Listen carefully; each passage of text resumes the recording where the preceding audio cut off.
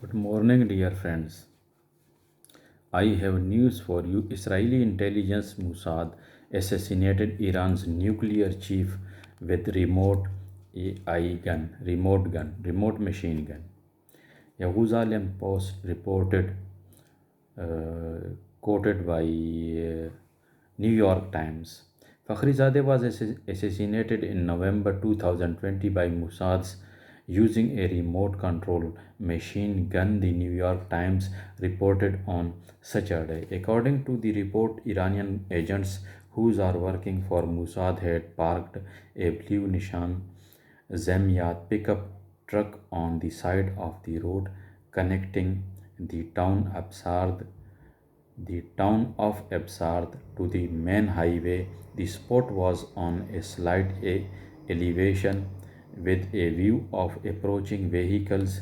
Around 1 p.m., the hit team received a signal that Mr. Fakhrizadeh, his wife, and a team of armed guards in escort cars were about to leave for Absard, where many of Iran's elite have second homes for vacations, second homes and villas for vacations, said the report.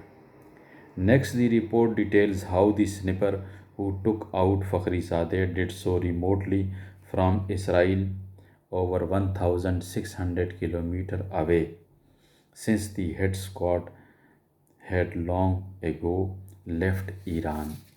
The gun which was used was a special model of a Belgian made FNMAG machine gun attached to an advanced robotic apparatus. It was smuggled into Iran. There is my video on 27th November 2020 about the assassination of Iranian nuclear scientist.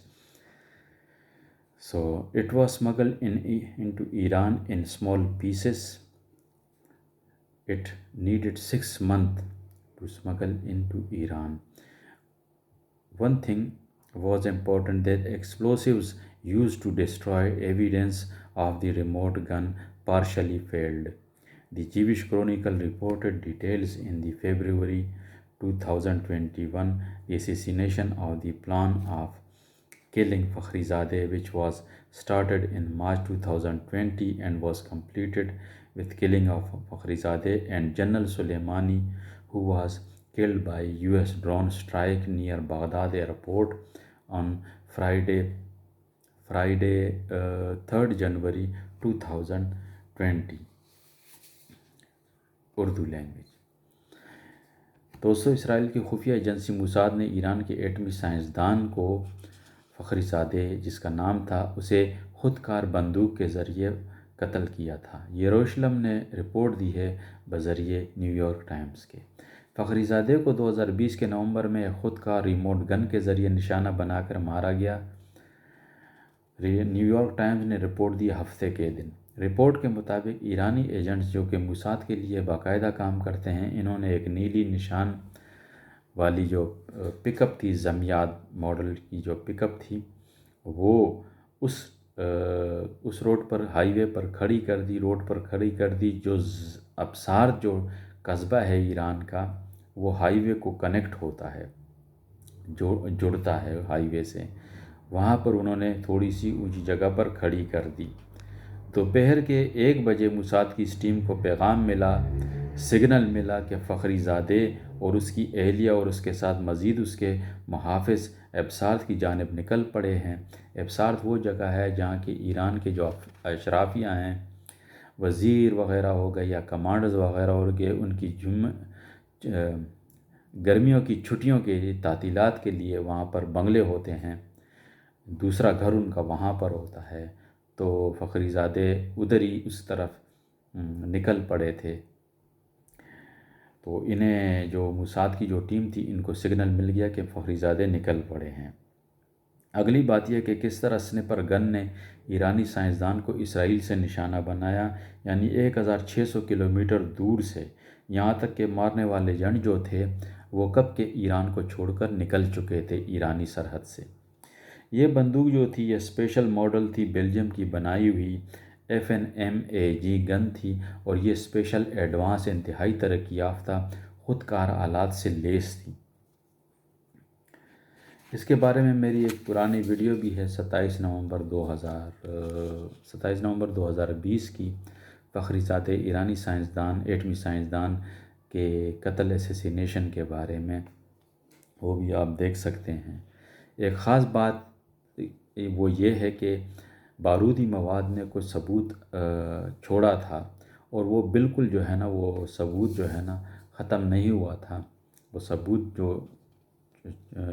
چھوڑا گیا تھا، جو رہ گیا تھا، ختم ہونے سے فیل ہوا تھا، ان کو ناکارہ نہیں بنا سکا تھا۔